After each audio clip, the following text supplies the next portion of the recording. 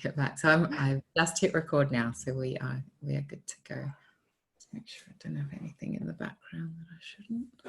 My kids come in here and I don't touch anything. Okay. Yeah, I'm ready when you are. So Briohny, it's wonderful to be chatting to you again, and I am delighted that you have accepted my invitation to be my guest expert in my new program, my 12-week program, the Marketing and Sales Accelerator for Coaches, on training coaches on how to use video to market themselves, but also in a variety of other environments. Mm-hmm. And particularly because we know that by the end of this year alone, 2020, the majority of our online content is going to be consumed via video. It gives an alternative. We can appeal to different types of learning styles if we can put our content out in a multitude of different ways. But we are, the clients that I'm dealing with are people who are video averse, to put it mildly. So the story that I loved that you told me was about your work experience in a very large organization with clients who could not possibly have been more video averse than my clients. So tell me a bit about that. I'd love to, and video adverse definitely goes some way to describing how these people felt about speaking up. But thanks so much for having me. I appreciate being able to talk with you and your audience. And I mean, I think that most people, if you pop a video camera in their face, are going to take a step back to begin with. But the people that I worked with were experts, were extreme specialists in their fields, and very confident in what they knew, very confident in meeting settings even, and speaking up in different scenarios. But to try and get them to speak up either on stage or on camera was a whole different kettle of fish. And I think that in particular for people who are have a deep knowledge in their particular industry, within their niche, there can be this deep-seated fear of judgment from the audience, and this, you know, verging on imposter syndrome in terms of, what if someone asks me about something that I do not know the answer to? So this was the starting point for a lot of people. So I think the encouraging thing for people who resonate with that kind of description is that you have this deep amount of knowledge that you can draw on. And this was the case with the folks that I was working with. Sometimes it took a while to find what it was that would encourage them to be able to speak up. But often, knowing that you have this knowledge base, it's just a matter of finding the way to unlock what it is that you know and deliver the right amount of information that's appropriate for the audience. So by sharing what you know, but not all of what you know, carefully selecting and editing the right information, that was what helped some of these experts be able to speak up. And it does take a little bit of time and real practice. So rather than this kind of theoretical exercise that a lot of people like to do, which is reading and watching the YouTube videos and, you know, just consuming information, one of the most effective strategies was getting people to actually take action, to speak up, stand up in front of a room of people, or get them in front of that camera and actually get them doing the thing. I think you've touched on a number of such important points, because I get a lot of feedback from coaches talking about their fear of exposure, their fear of being judged, their fear of putting themselves out there, a complete reluctance to market and sell themselves in a way that seems pushy and sleazy, you know, and really salesy. And so it's encouraging what you're saying in terms of, you know, the people that you have worked with in the past. But I also want to reflect back on how we first met, which was earlier this year with you running your 5-day visibility challenge, which I absolutely loved. And I found that for the first time, when it came to, I knew intellectually that I needed to use video to market my business and to help to differentiate me from an otherwise very overcrowded marketplace, which the coaching space is. But it was during your challenge for the first time that all the pieces fell into place properly. And in particular, you gave us a formula to follow that I have used almost religiously. I think we've spoken about the fact that, you know, over time you do kind of make it your own and, you know, leave bits out and just go with the flow as you become more comfortable and natural.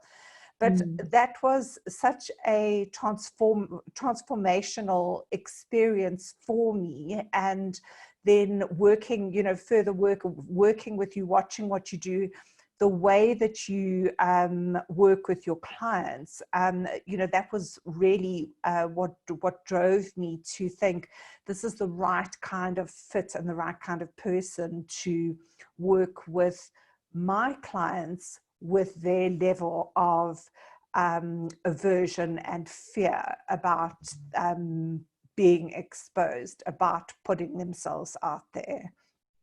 Yeah, I think the challenge that you're talking about, the visibility challenge, where we worked on, it wasn't just the camera confidence, but that's definitely a part of it. I think some of it is knowing what to focus on and what to leave behind. And I think the structure that you speak about was the video outline that just helps people know that videos have a beginning, a middle, and an end, and that you can sell without being salesy. You can invite people to take the next step with you. That is an encouragement. That is an opportunity to help them. So putting some mindset work in at the very beginning, and then also the structure that allows you to practice these new skills before you use them out there, out in the real world, so that you get the opportunity to feel it for yourself, that it doesn't feel sleazy, it doesn't feel salesy. It feels like you're offering people what they need, either by informing, educating, inspiring, whatever your content, whatever your focus.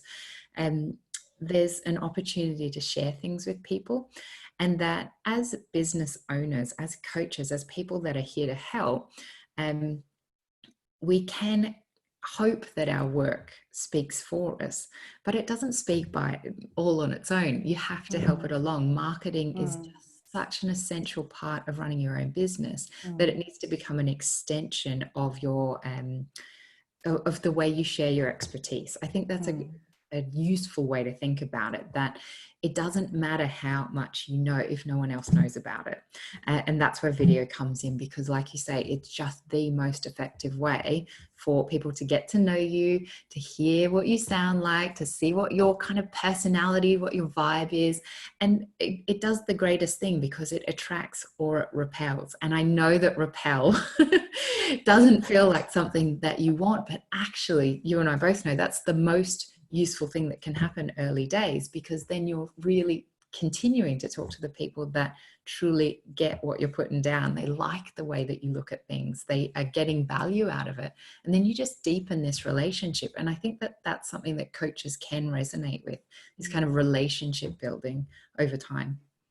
You're so spot on. And I think you've spoken about relationship building. You've spoken about, you know, people in the coaching industry are there to help and to serve their clients. And that by sharing in this way, it's one other way of helping and serving. And I know that I have often, when I've been running training, video, you know, doing my video lives, and I've spoken about video, I've asked the question on the lives, who's a kind of video averse, who would never put themselves out on video, and lots of hands will go up in the Facebook Live. And then I say to them, well, how many of you have recently attended an online Zoom meeting or a Microsoft Teams meeting and participated in it and shared part of your subject matter expertise? And lots of yeses. Well, actually, you've been on video. You know, the truth be told, you have been on video. You've done it. It's just been in an environment where you haven't thought of it specifically in that particular sense. But the other thing that I wanted to pick up on what you said was, I can't tell you how many clients I have gotten from videos and video marketing, running challenges, who, when I've said to them, you know, I'm interested in why you chose to work with me, and they have said afterwards that from watching my videos, they feel like they've developed a relationship with me. They really, really feel like they've gotten to know me.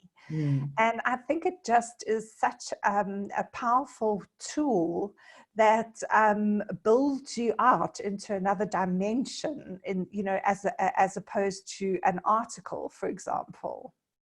I think you're spot on there. And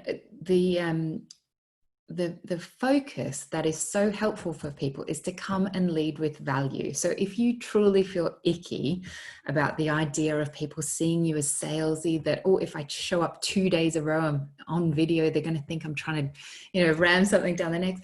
It's not that.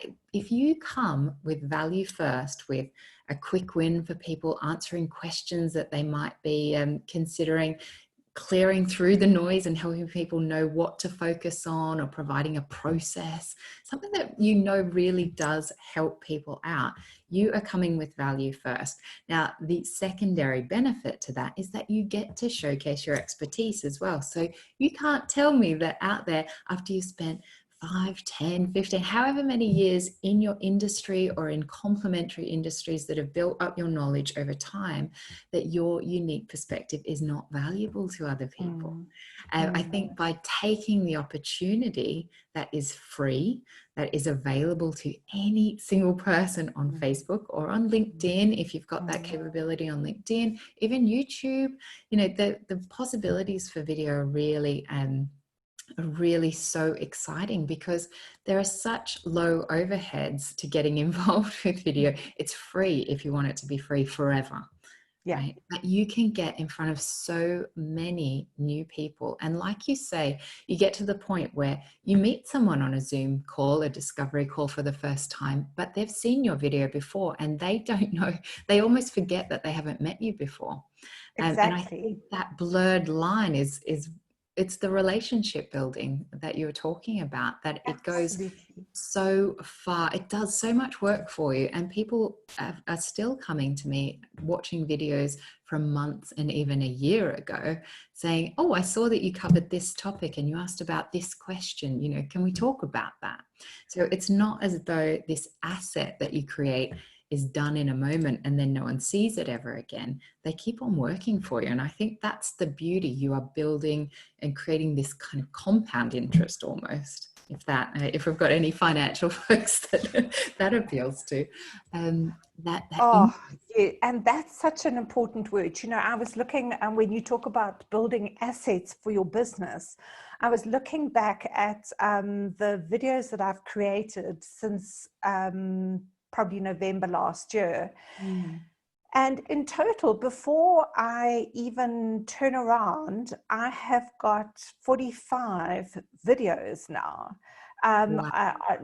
Mostly on my, you know, all of them on my YouTube channel, but they are all business assets that I can just pull out and send to someone and say, watch this video and you'll understand what I'm talking about when I refer to XYZ. But the other thing, and we were chatting about this earlier again, from my doing your challenge and working with you earlier this year and making my own personal commitment to going live on Facebook once a week.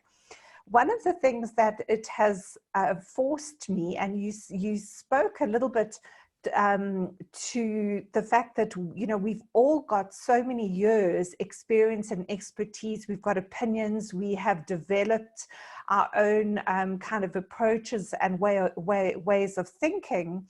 But it has also forced me, because I know that I want to put out something fresh and valuable for my clients every, you know, or potential clients every week. I've had to up my game in terms of my own professional development and the learning that I'm doing.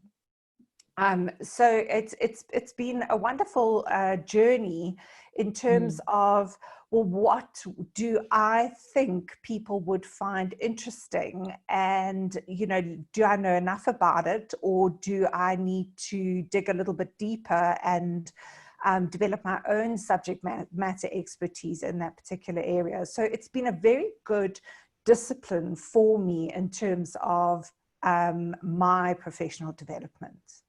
Well, and I think you've hit it on the head. There are a lot of people that consider themselves lifelong learners, people that are always reading articles and picking up the latest marketing book or whatever, you know, a book in their industry, something that stretches their perspective and their expertise. And I think it is this wonderful responsibility, in a way, and opportunity to keep on pushing out your knowledge, keep on finding new ways to look at different problems that exist within your client base and different new ways to solve them.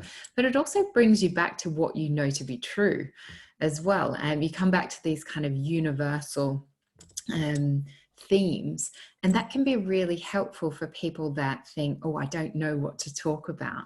And it can be almost overwhelming when you do have a lot of experience, you do have a lot of expertise, to think, well, where do I even start? What would I even talk about?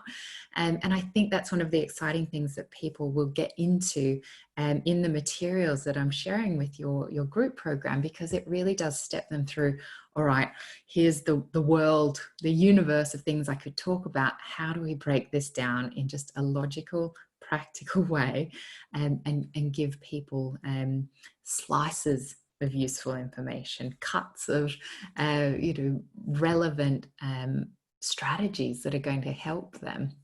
And it helps you create a content plan, and, you know, being organized around putting your content out there just lifts this mental load that a lot of entrepreneurs experience when they start to get involved with online marketing. It can feel overwhelming, but when you create this plan and you start working the plan, you realize that with the templates and with the processes in place that you can provide them with, you know, it does not have to be hard. It can actually be quite simple. And by allowing yourself to ignore the things that really don't make a difference and just focus on the things that do, you create this ease in your business that, you know, I know that for my clients and your clients, it just changes the whole way that they experience running their own business and their practice, if you like. And that's, I mean, we can all do a bit more with a bit more ease in business, right? So I think that's one of the, it's not even a benefit, it's bigger than a benefit, right? Like, that is a fundamental value that a lot of people want in their business: ease, and to really enjoy what they're doing. Absolutely. And one of the, I've gotten distracted with another thought now, but one of the things that I also always say to my clients is, there's very little on the internet that you cannot delete if you don't like it. And I know that I can speak personally to 2 occasions where the one time I was walking my dogs in the forest and I put a live out and I had my hand, you know, I wasn't using the headphones or, you know, anything to amplify my voice and everything. And I had my hand over the microphone on my phone, so you couldn't actually hear what I was saying. And when I got home and I watched this, I thought, oh my God, this was an absolute abortion, and immediately just deleted it from my Facebook feed. So there's very little that you can do on the internet anywhere that you cannot delete and redo. Yeah, I think that's a really good point, and that you are in charge of what you put Mm. out there, and that you have the absolute power to curate, to edit, to enhance. And going live can be a lot easier than pre-recorded videos. I think that needs to be said as well. You can create a lot of efficiency by going live, especially if you suffer from perfectionism, like I do. And I would be watching videos back and editing little things and getting really frustrated that it was taking me so long to get things out there. Instead of just focusing on the people that were the recipients of the message and knowing that, they weren't expecting anything perfect. They just needed to be able to hear what I was saying. Like you say, the audio is crucial. And people will even sit through things that don't have great visuals if the audio is clear and the content is good. So I think that's worth mentioning as well. You don't need a professional setup. You can be outside, you can be in different settings, but focusing on what is so super valuable to people and that they can hear you. They can hear you clearly, because a lot of people walk and listen, cook and listen, they're multitasking. So the audio really is the most important part, even though you may still put some thought into how you want your videos to look as well. And there's, I agree with you 100%, and there's kind of a starting point for everybody. I mean, I've watched some of the top trainers out there doing video. I hope I'm clear and not breaking up, but I've watched some of the top trainers out there doing videos using only their phones and a set of earphones with a microphone, and just finding a decent light. And the little secret that, of course, we have not mentioned here are the filters that you can use in Facebook to enhance your facial features and make you look 10 years younger. I mean, that's what's available to us. For sure, for sure. And I think it's all about finding a way to take a first step. You can figure the details out, but there's always a way to figure out what will help you be comfortable to take the first step with video. Whether it's filters, whether it's doing something that you really spend a lot of time preparing an outline beforehand rather than just going on the fly. You need to know what will help you feel the most confident, the most comfortable that you possibly can, because what we're trying to capture is not some perfect presenter version of you.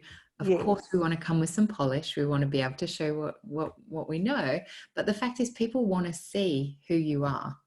It should be something more like a conversation. And even though that can feel hard to imagine when you're speaking to a camera, that really is where I encourage people to start from, thinking about how would this be if you had someone sitting in front of you, if you had a loved one, if you had your best friend, if you had your puppy dog that makes you smile, whatever it is, whoever listens to you. Sometimes it is the pups your puppy dog listens to you. Putting yourself in the best possible mindset before you get started, because people just want to see who you are and how you can help them, probably in the reverse order, how you can help them first. And then, if they like what you say and they find what you're saying useful, they'll then start to get curious about who you are and what you're all about. And that's why showing up consistently, like you're saying on the weekly lives, can be so powerful, because they start to really, know, like, and trust is an overused phrase, but it really does build up your brand in terms of what people understand about you, what they know of you over time, that you show up, what you believe in, what you're willing to talk about and not talk about. These things, kind of build up the bigger picture overall. And speaking of that, I remember you saying during the challenge that you had used video alone. I can't remember the frequency with which you'd used it, but you had used video as your sole marketing tool to build up your online presence and following. Won't you just tell us a little bit about that quickly? Yeah. Yeah, no problem. So when I started out in my business, I did suffer from this kind of perfectionist paralysis. Being someone helping people with public speaking, I had this version of what I had to be in my head that was a little bit robotic and super polished, like this kind of TV presenter style. And it really stopped me from getting started for a long time, which is a pain because once I got started and I started being more myself and just relaxing into things, I started getting a great response in terms of engagement from people. This is really helpful. Tell me more. And so I went live on my business page weekly for a period of about 4 months. And I used the same call to action in every video once I figured out what I was doing. And that was to come to my group. And that simple strategy to only use one call to action over a period of time gave me a great opportunity to measure the effectiveness of that call to action and a video in general. And so I grew my group from 16 wonderful founding members. I had 16 people for about 3 months. I wasn't advertising, I wasn't doing anything. I just had this group. I was chatting with people. We were getting to know each other. And then I started using video, and it really did grow my group dramatically. It increased it by about 700 people over a 4-month period. And then, from 700 it went to 1,000. It grew quickly from there. And yes, the Facebook algorithm probably started favoring me somewhat after that growth started to happen. But that's something to know, that by playing to the environment in which you're in, and you get things started, and then it does become easier because you're not having to do all the heavy lifting yourself. Facebook starts to realize that people are interested in what you're serving up, and so they show more of it, whether that be videos, whether it be showing you as a suggested friend to people if you've got mutual contacts, and also your group as a suggestion, kind of higher in the listings when people are searching, obviously using keywords that you've put cleverly in your name and your description. Video has by far been the most transformative element in my business, bar none. It's so, it talks very much to some research that was done in 2018. There's a Professor Susan Fisk, who's part of the same faculty as Amy Cuddy, who most of us have heard of with her, power presence, that very, one of the most watched TED Talks, I believe, really popularly watched. Anyway, Professor Fisk and her colleagues did a longitudinal study over, a period of about 10 years. I've been following her since about 2010, into how people respond to brands. And they've then shifted the work that they do into looking at how people are as brands. And they've developed, gosh, I forget what it's called, but it's like the social competence scale, something similar to that. But they've got a continuum of where you sit on the scale of how people perceive your warmth or likability, and then where you sit on the scale of how people perceive your competence. And ideally, you want to sit in the the top right-hand quadrant, highly, very warm and highly competent. And I think video gives us the opportunity to be able to develop that warmth, that know-like trust factor, because we know that when people meet us for the first time, the very first thing that the brain is doing is saying, is this a friend or a foe? Is it somebody that I can get along with? And only then are they making the judgment call about whether or not our competence level is at the level that they want to work with us. So yeah, it's quite interesting how video perfectly talks into the research that they've done, and helps helps us showcase ourselves along both of those lines. Yeah, I think that's one of the most important things we can do, is to simplify this process and kind of demystify it a bit. It's the same as in real life. Do I know this person exists? Am I even aware of them? Do I like them or not? Do I like how they sound, how they present themselves? Do I think I'm going to trust them with my money? Right? Precisely. Like, if you just break it down to what it's like in real life, if you're to walk into a shop, if you walk into a building where you're about to sign a contract with someone, do I feel safe with this person? Do I want to work with them? It doesn't need to be any more complicated than that. And the way to keep it simple is to have that plan, have that structure that, like you say, you can make your own. You should make your own. You will make your own without even trying. You will make your own. And I think it's about, pardon me, I think it's about making a commitment. I think, you know, showing up on a regular basis. Your stats with the growth of your group have shown how effective that is. But also, over time, you just build more and more confidence, more ease. You become more conversational, relaxed, and start to kind of develop your own style in front of the camera. I mean, I look back at the first videos that I ever made, and they're best not mentioned. Like we said, we can curate the collection. So if there are any that are no longer serving us, we can move them on. I've done the same.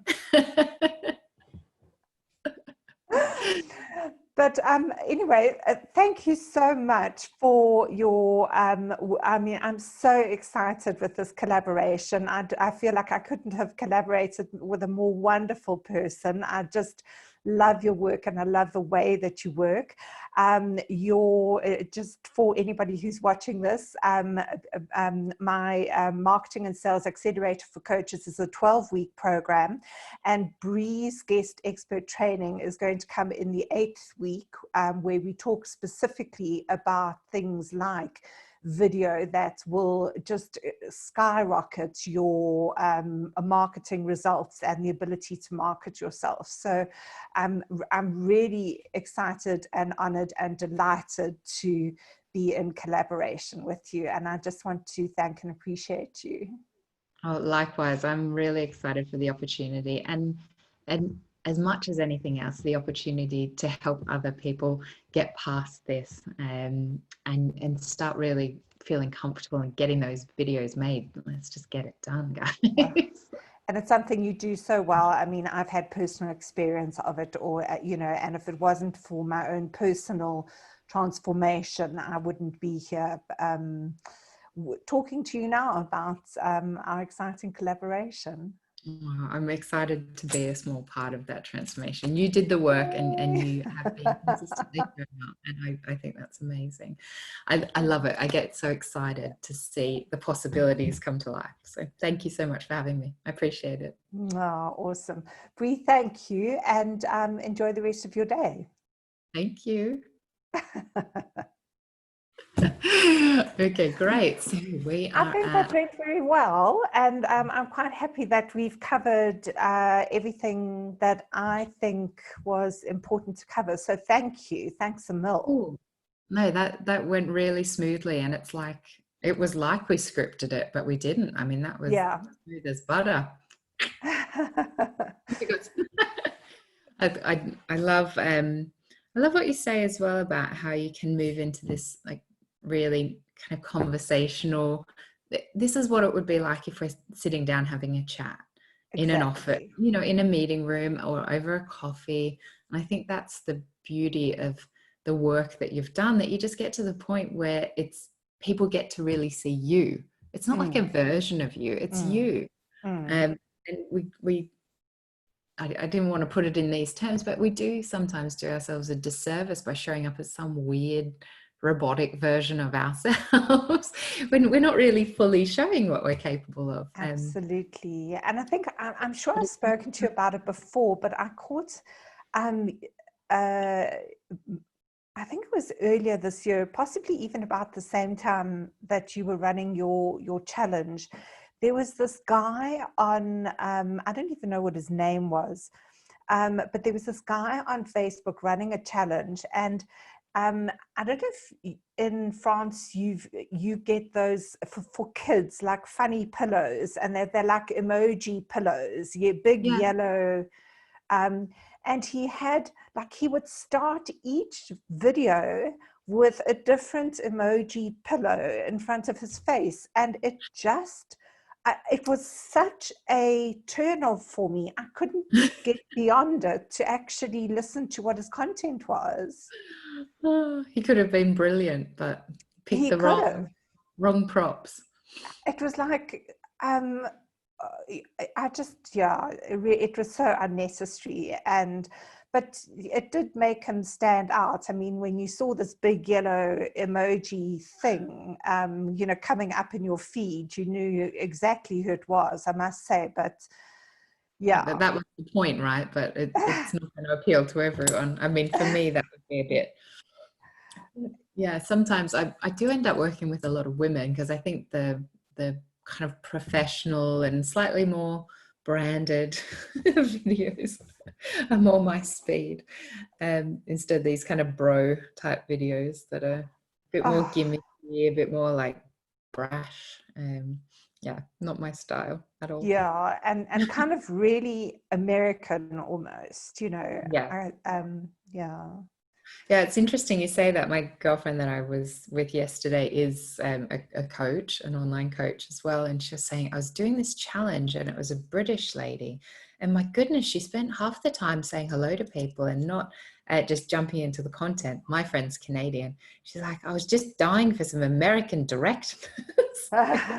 Yeah, I'm here to sell you something. Here's what you got to know in the meantime. I was like, that's so funny because we get used to different styles, communication styles. I'm more softly, I think, but Yeah.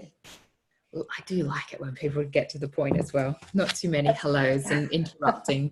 Say hi, how you doing to every person that joins, but that's just me. But then again, there's there's a space for that. Like, I did an online course last year with this person who teaches you how to kind of create signature programs and the whole lot.